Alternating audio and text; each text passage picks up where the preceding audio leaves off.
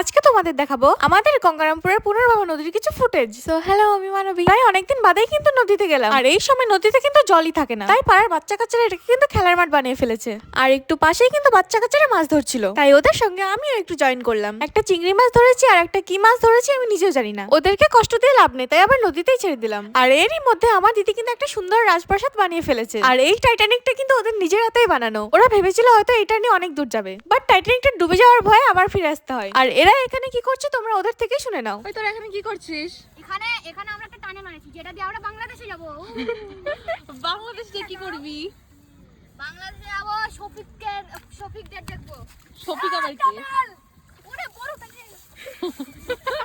যাই হোক, ওরা বাংলাদেশেই যাক, আমি তো গঙ্গারামপুরে ঠিক আছি। আর দুপুরবেলা কিন্তু পাড়ার ছেলেপেলেদের আড্ডা এখানেই জমে। এটাই কিন্তু আমাদের সেই পুনর্ভবা ব্রিজটা। তো আজকের এই ব্লগটা তোমাদের কেমন লাগলো কমেন্ট করে বলো অবশ্যই। চলো, see you in the next video, tata.